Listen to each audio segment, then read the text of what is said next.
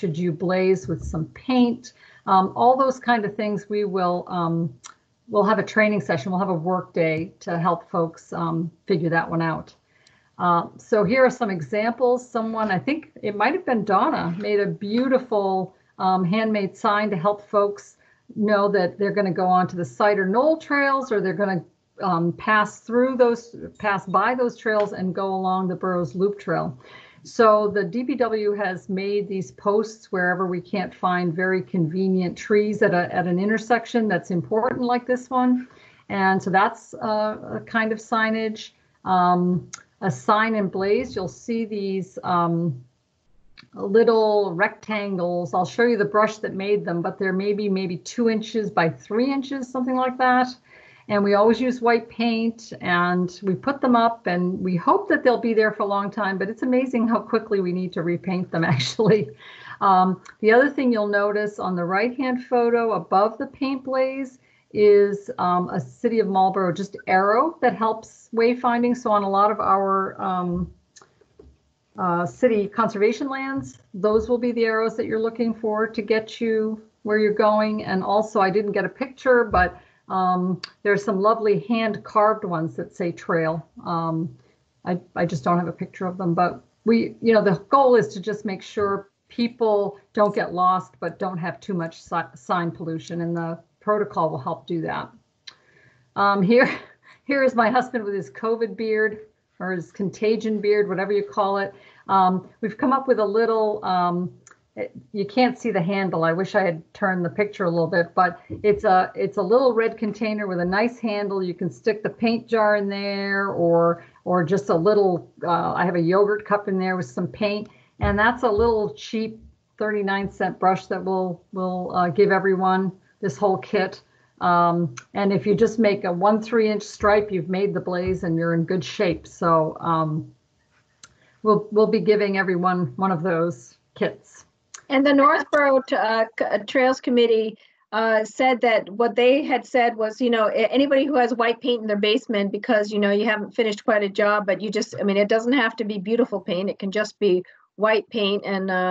And they were able not to ever buy paint. They just kept getting people donating stuff. So that's just another thing for us to keep in mind, and go through our basements and take any, that can that's half full or that you're probably not going to use or something. So anyway, just in the spirit of conservation and use, recycle. So go ahead, Karen. That is a great idea. I'm going to be rifling my cellar tonight. It's a win-win, right? Right. Get rid of it and get it on the trees. And then I forced my husband to also assume the pose of a trail sweeper. So on one of the, I think it might be on the observation form, it has guidance about the trail being about 5 feet wide. Now, it's not always going to be that. Some of the woods trails are a little narrower, but the best guidance is 5 feet wide and 8 by 12 feet tall. You can almost pretend like you're carrying a door through the woods, and the foliage shouldn't be hitting it too badly. So one of the great tools of the trail are a set of loppers, so that you can go by and cut all those things away from the trail. And the tread doesn't necessarily have to be the whole 5 feet. It's really just the branches and stuff need to be off. Usually the tread is 3 or 4 feet wide. Depends on how much use it gets, whether it gets wider or not. But it's really just making sure that the branches and everything are at least 5 feet off. Mm-hmm. Okay, so moving on to that. Oh, the other thing I didn't have a picture for, but one of the other things that's very useful to mark on the map is if you notice any illegal uses, like if you notice really deep ruts from an ATV or whatever, if you can report that and mark it on a map, that is also very useful, as well as any renegade trails. Once you get to know, or I think most of you already know the trails you run quite well, if you start to see trails that people are putting in that shouldn't be there, again, just report, and we'll have a work day maybe to take care of that. The bridges and boardwalks, which we now have so many along the Burroughs Loop Trail, you want to make sure that they're secure, they're not rotting. Then there are some other issues here. Again, I believe this is Andrew's section. A tree fell right across his wonderful bog bridge here and basically shattered two of the planks in the middle part of the picture, which will have to be taken out and repaired. So again, of course, that's a thing we should know about sooner than later. The other problem I've seen in a couple of places is poison ivy really growing up through a boardwalk surface. And that is definitely something that, if you don't feel comfortable, you don't need to take care of it, just report it because that could be a safety issue. Okay, let's see, what did I do with my agenda? Oh, so this is just the city's website. If you go to the Conservation Commission website, this is where all the trail maps and the conservation land maps are. And it has links to the Burroughs Loop Trail and the Assabet River Rail Trail and everything. So if you're looking for trail maps, this is where you find it. Yep, and there are both interactive maps and printable maps. So depending on whether you prefer doing something from your phone or having a nice piece of paper in your hand. And to that, there are a number of trail apps, and I'm sure the folks on this call know them much better than I do. In fact, the one I use all the time that I've taken a lot of data on is poorly rated and no longer available.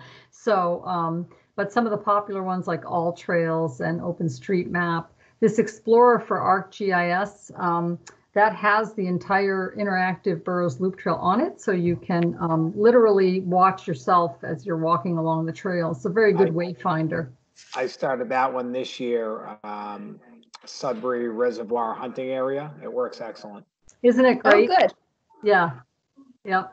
And then, as we walk these trails too, it's nice to make natural observations. And there are a lot of apps out there like iNaturalist and the Merlin Bird ID that if that's where your interest lies, it can help you identify things and makes the walking even more interesting. And that's also something that if you see something unusual, it'd be great to report to us. Okay, how about, oh, so before we go here, how do I report what I find? And what we're hoping to do is to have like a Google Doc, something on Google Drive, maybe one for each property and then one for the different sections of the Burroughs Loop Trail, where you can report your findings online. That would be probably the easiest way. And we're definitely looking for input there. The easiest way for everyone to report, to make it easy on you and to make it easy on whoever's, kind of compiling the whole thing. We are also hoping that just in general, you can give us what volunteer hours you put in, because that might help at some point with grants, if I understand that correctly, Priscilla? Yep, yep. So, and it's just general hours. And also then I can brag and say to the mayor that, this is how many work hours volunteers have given us that, that have helped, maintain our beautiful trails. So I think that's probably another reason, just because it really helps to show how much this is a volunteer effort and who's out there. It just makes me so proud. That's all. So how about tools? Do you need to bring your own tools, or does the city provide tools? And Priscilla, did you want to take that as far as what the city has? So we have a couple of weed wrenches. That's what the picture on the right, the orange thing, and that's to pull out a lot of the invasive stuff. And we'll have a whole trail volunteer, workshop on that at some point. But that's a tool that's really good, especially if you're trying to get out roots of a small things, then they won't grow back up. And we have a bunch of tools that we're willing to, clippers and things, but I think most people have those things. But the weed wrenches are the things that people don't have. And we have a a set of a bunch of tools. So, if you're finding yourself without a tool and you want to do work, don't let that stop you. We'll be happy to share. Great.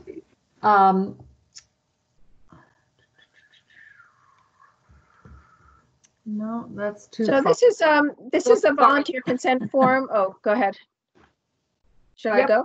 Yep. That we'll have everybody sign. I'm getting the legal office to review it again. We're trying to figure out, a bunch of you actually I know do use chainsaws, and we don't really want to limit that, but for safety reasons, we may try to do.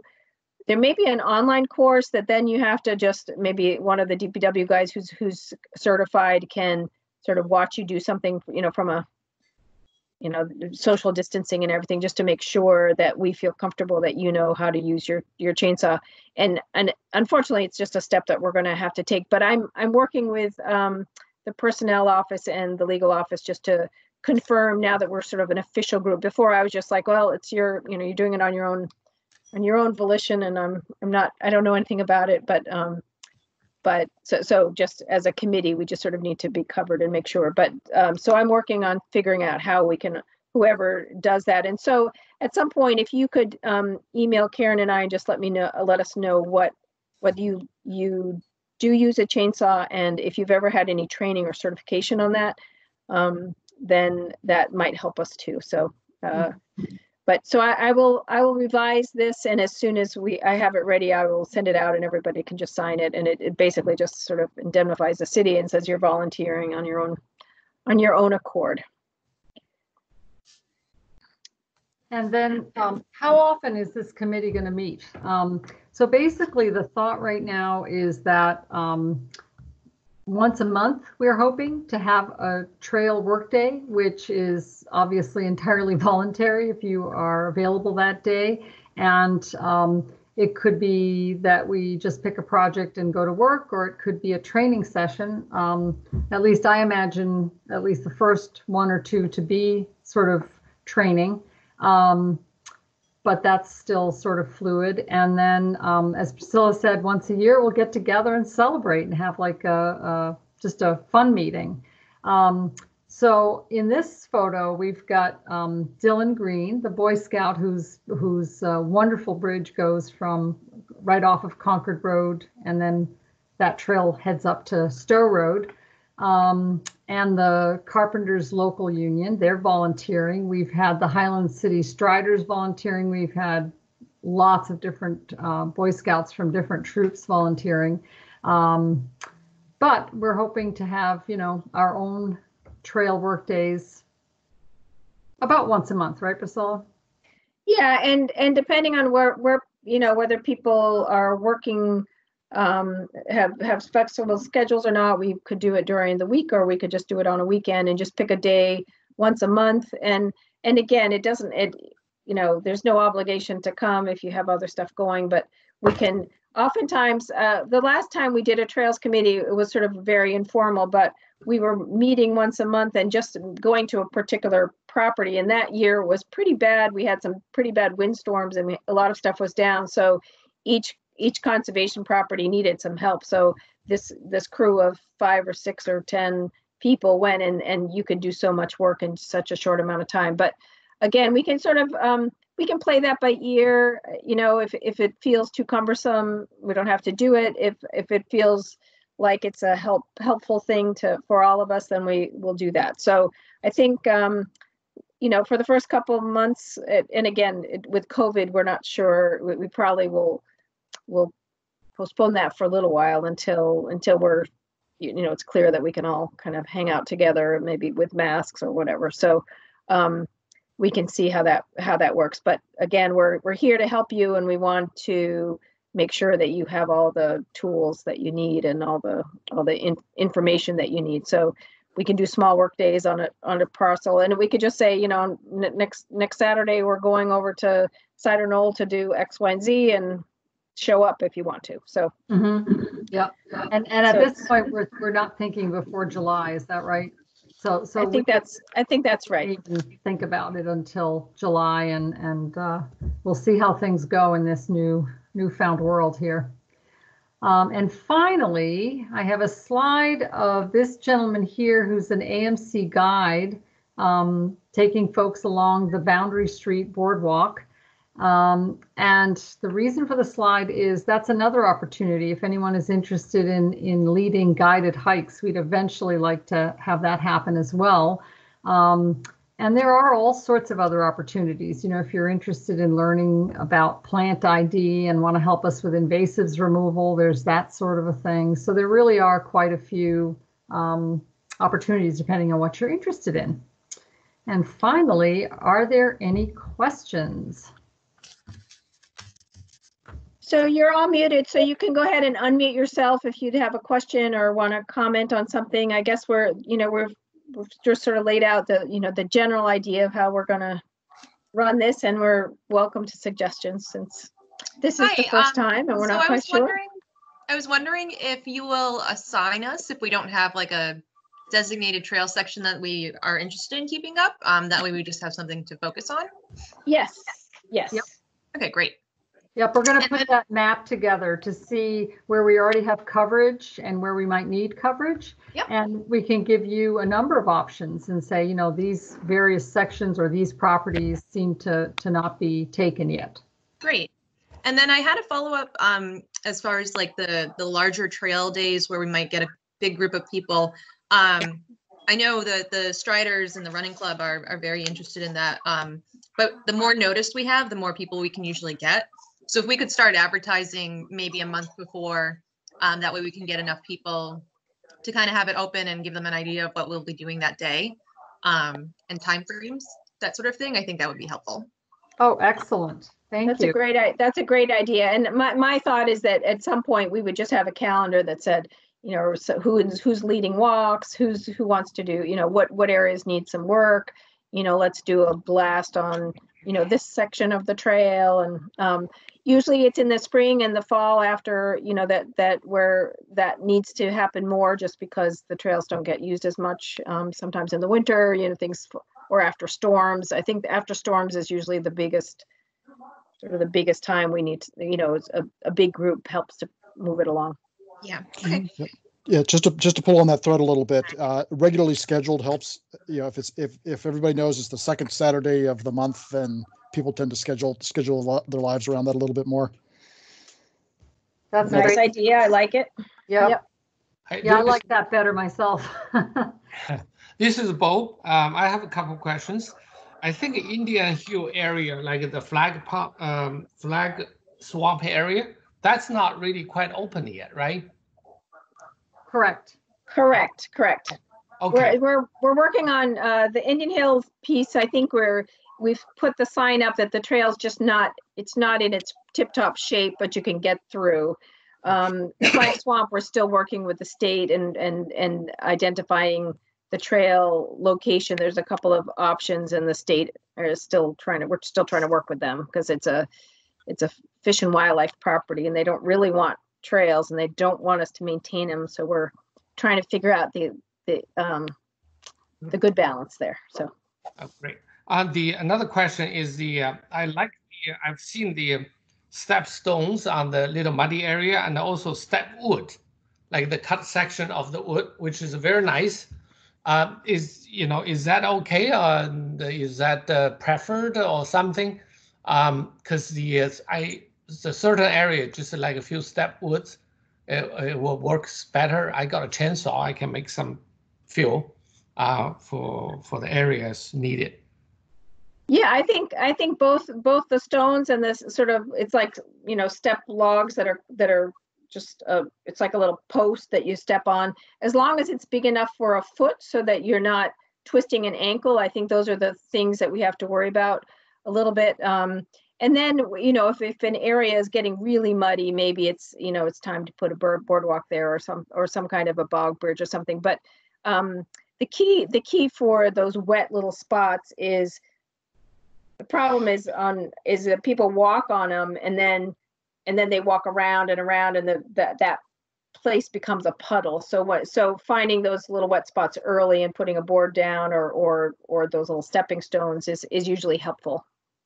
Okay, great. What question that in our the reservoir there's still no trespassing sign in there. My neighbor is always wondering. Oh, I will talk. I will work with the water department. It is still our water supply, so we do want to make sure that people are honoring that. But maybe we can put it on the down trail side so that it's clear that beyond that is the no trespassing, but we can still use the trail. So, or maybe we put a sign that says "Stay on the trail, watershed land" or something like that. But I can work on that. That's a good comment. Yes. Yeah, I have masks. If you guys need it for during work, I can bring them in. Okay. Thank you. Thank you. All right. Anyone else have any comments or questions? Yeah, this is Doug. I have actually a couple of questions. I thought the thing about having some kind of a chainsaw class would be great. I have a small chainsaw. It's more of a homeowner's type chainsaw. It's an Echo that I use around the yard, but it will take down small things. But having some kind of a course on that would be great. And I'm wondering, having been out recently in that area that I talked about, there's quite a few large trees down. And I'm just wondering if there'll be any help from the city forestry department to remove something that's really big. Yes. So what happens is anything that's on the ground that anybody's willing to tackle is fair game. But sometimes they're so big it's not, or they're hung up, or they look dangerous. Don't attempt it. You tell me where it is, mark it on a map. I send it to DPW, and when they have a chance, they go. If it's a huge hazard, they'll go right away. If it's just sort of a nuisance, they'll put it on their schedule and they'll go out and do it. They've been very good about that. Great.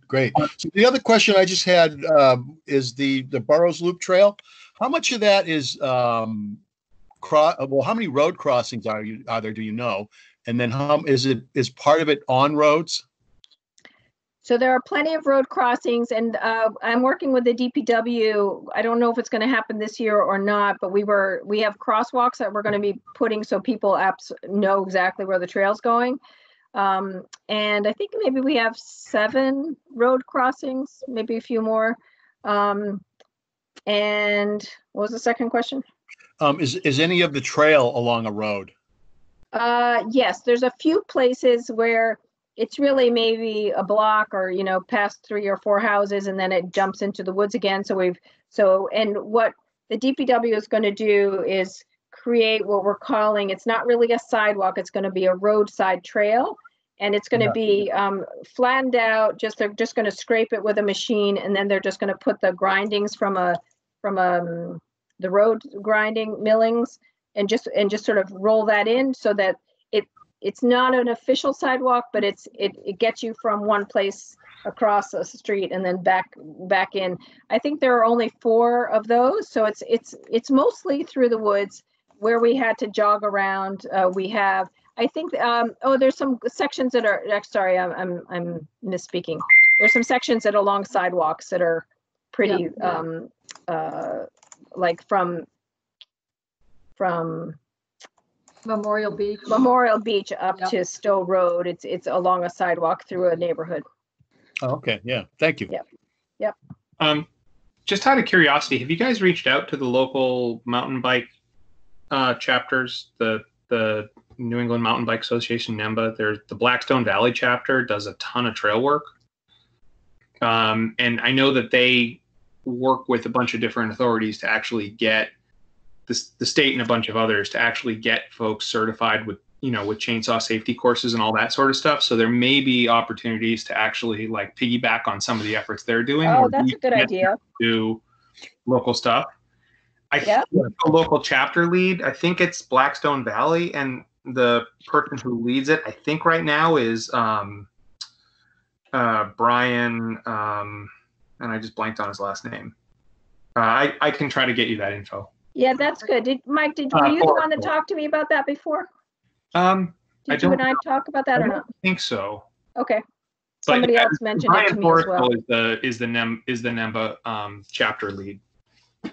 What was his last name? I'm sorry. Forestal, Forestal. I can try to find his contact info. But if you go to the New England Mountain Bike Association website. They'll have a bunch of chapters, and I think our stuff is mostly in the Blackstone Valley chapter. Okay. Thank you. Yeah, I'm a member as well. Okay. Well, good. Nice. Excellent. Resources. I love it. One of the gentlemen I know from there, his name is Bill Bowles, Boles. He's lives down the Cape area, but he is one of their statewide. I think he's an officer in the organization. I'm not sure what his title is, but I communicate with him on a fairly regular basis with another hat I wear for the Massachusetts Conservation Voters. Cool. Excellent. So we've done a bunch of projects in Callahan.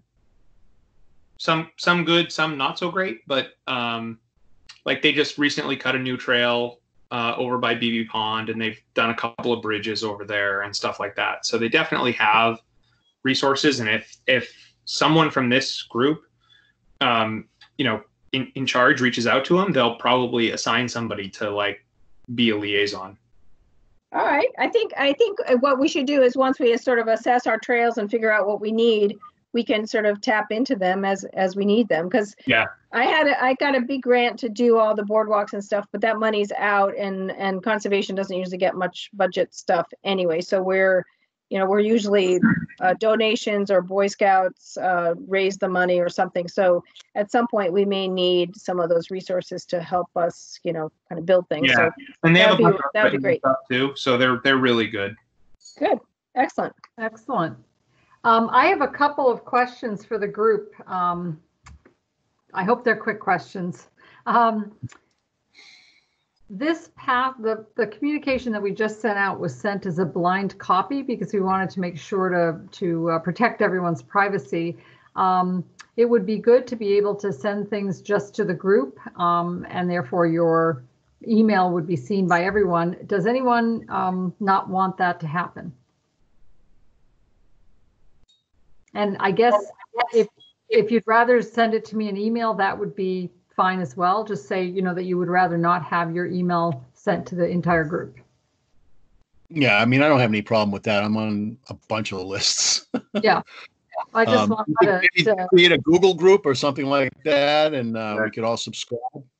Yeah, some sort of a distribution list, maybe. Would make it easier, too, if we're addressing something versus having to grab 18 names out of our address book. Exactly. Yeah, correct. Yep, that's a good suggestion. And my other question has to do with QR codes. Does anyone have a feeling about how much they're getting used or not? We're thinking having a QR code that would call up a map on a property. Do you find them useful or not? I used one in Callahan about a month ago, because I was just curious about what it was. There was, I can't even remember whose sign it was, but there was a QR code on a sign as we were coming back to the Marlborough parking lot from the pond. I think they can be helpful. I don't know. I wouldn't put a ton of work into it. Yeah. Go ahead, Joe. I wouldn't put a ton of work into it. There's going to be some small percentage of the other population that's going to use it once in a while. If you could do it easily, great. But I wouldn't spend a ton of work. For myself, I used a QR code once about 3 years ago. I think that's the last time I touched one. We put device. Yeah. Well, we put it on the Burroughs Trail maps, and we're just curious to see whether it's something that we should continue to do or not. So yeah, I think if anybody has thoughts about that. New people out exploring the trails, that would be useful. Especially like younger kids, they love that sort of stuff. So that's actually how I found the Sudbury Reservoir watershed mapping and the application to hunt last year. Is they put up some signs off of Lyman Street in Westboro, and I found it extremely useful, and that's how I downloaded the app also. Oh, cool. Well, that's good to know. Excellent. Yeah, if we can get social information or more information about the people who are using it, that would make it more useful to us as well. I don't know if that's the kind of thing that you can get when people go hit the website.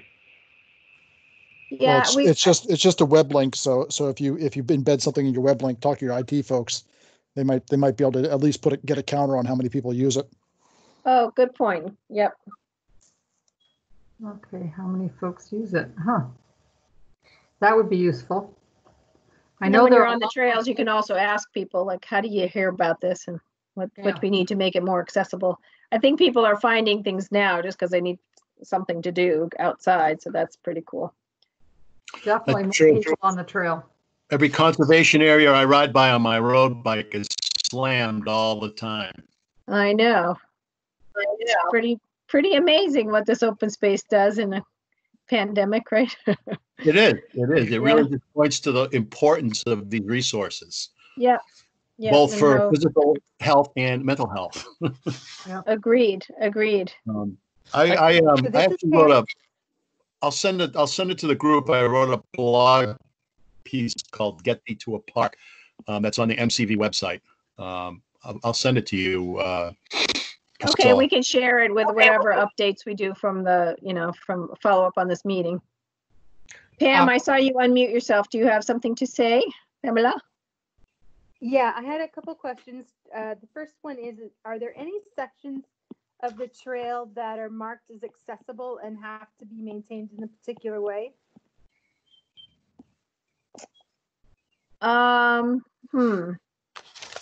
No, I think they're all. It's pretty standard how we're maintaining them. So, right. So there's nothing that's required to be ADA accessible then. Not right now. So when we did the boardwalks, we did have to put ramps up to them because even though they're not accessible to the boardwalk itself had to be accessible in order for us to use this funding. Right. Mm-hmm. The idea was that they explained to us is that if this gets a lot of use, someday in the future, you may make things a little bit more accessible, and therefore we want the structure that you built with our money to have been built accessible. So it's a little, it's a little backwards, but it makes sense. And the truth is it helps bikes because it has a ramp up there, and it helps people who are, sometimes immobile like me sometimes because my back's out, but so if I walk with a stick and it's a little bit, and we had a very good volunteer who, if the step was more than 6 inches, she couldn't get up. And we were like, really? So even some of those little tiny things, it really, really helps get, just make it more accessible to people. So the more accessible we can do, the better. And obviously every time we build something, we try to think about that too. So good point. And I don't know, Pam, if you have some experience with that kind of stuff, I'd be happy to talk to you about that because that might be useful information for us. I work for FEMA, and so we deal with accessibility a lot. So I know people who are very good in that if it's something that's an issue or something you want to address. Yeah. So the other question is that, and coming from my background in emergency management, do you have a photo survey of the trails for if they were damaged in a storm and could get federal funding? Or is that something that would be interesting to you to have us That do? is an interesting question, because if we do have to go out and do a lot of, moving of trees that are down because of a storm, that makes a lot of sense. So we have not done that. And if you have some guidance or thoughts about how to, if we're all walking our trails anyway, we can certainly note those things and then note it when things fall down. Yeah, sure. I'll pull information on that. Okay, perfect. What a resource. Thank you. Yeah. I got a question. When I do the whole loop run or walk and the Southborough water plant, somewhere like there, that's the map shows. I really get lost and I kind of get scared because I think I'm into the private property. Oh, so that's near the reservoir? At the end of the reservoir? Yeah, I think in Southborough there. Near Route 30? Yes. Because I think that section's not open quite yet. And what we have decided to do is redo those maps so those dashed lines go away, and we'll just say, it'll go from here to here so people aren't trying to find those connections until they're really constructed. So that piece hasn't been done yet. I see, but I saw it, the path is fine. It's just a matter of sign. I thought was on the. I followed the map very carefully. I think the map shows accurately, but it's just like maybe just a sign there. I kind of knowing Indian Hill is more than just a sign, and there's property issues and the over there, but I just don't know, because I really love to promote that whole loop run, Yeah. which is 33 miles, which is very nice. I couldn't finish because I got lost so much. Much of time. Well, hopefully we'll make those connections sooner than later. I think Southborough, that we need to get over across Route 30. Is that right, Karen? So that's the piece. That's the biggest problem, is that That's bridge, the biggest because problem, It's just not safe right now. And they still have a lot of private property signs up in that section. So I suspect there's some negotiating that has to go on there as well. I see. I think that's a public property, I believe. It is. So DCR, it has to do with the what do you call it? The dam there, the Sudbury Reservoir Dam. So it has something to do with that, and they need to open it in a particular way in order to make sure that is safe, and they've marked things off. I know that Southborough, the Trails Committee in Southborough is working on that, and I can give you an update next time I talk to her and let you know what the status is. But I think we were a year off on that section. Mm-hmm. Thank you. Yep. Any other questions about sort of the trail, sort of how this all thing was going to work? Priscilla, I've got a question. This is Bill. Go ahead, Bill. Bo had a rock that he needed moved. Bo, do you need help with that rock? I'm okay. I see people put the crossboard on the mud area on the section boundary section there. I really appreciate it, but that solved the problems. I will probably put some wood underneath, just lift it a little bit higher, so that's easy stuff. But there's some other area, if I can identify it, I will ask Bill's help. Thank you. And Karen and Priscilla, no one seems to have locked into the northern section of the route, so I would be glad to take from Lower Pleasant to Memorial Beach or whatever is needed. Okay. Excellent. So I think if anybody else doesn't have any questions, I think we're 9 minutes over. So I don't want to keep anybody, but I do want to say that we'll follow up with a map that sort of shows what people have sort of chosen, and then we'll sort of see where there's overlap, and then we'll sort of spread it out and make sure that all of our conservation lands and the Burroughs Loop Trail get covered. Like the desert, we might have 2 or 3 people because it's a big area, and so we can decide, sort of spread it out and see who wants to do what. So we can do a bunch of that just by email, and we'll figure out a way to share documents and just do that. And I'm just really excited you're all here. This is a thrill. Nice to be here. And the other thing I was going to mention is that we do have some leftover wood and stuff. So if you have a place that's muddy and you need a small little boardwalk, I think we have planks and 4x4s that we can use. Somebody called the other day and said they're taking down their deck to make a bigger one, and the woods is just fine. Do we want it? And I said, sure. So we're going to pick that up and just put in our storage area.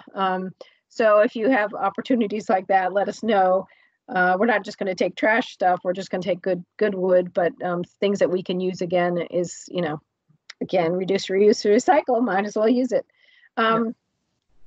Any other comments, final comments before we close? And I guess we'll reschedule another meeting, and maybe it's in the woods and maybe it's on the computer, depending on what the world looks like in a month. Sounds good. Yep.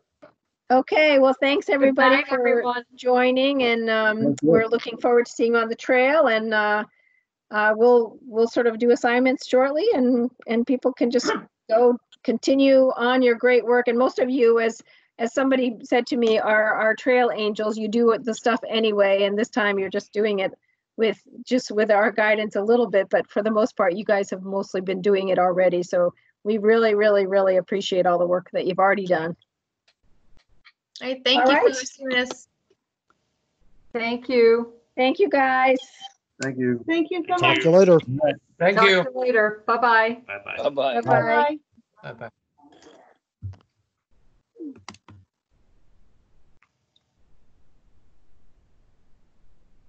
Bye, Karen. Thanks. Good meeting.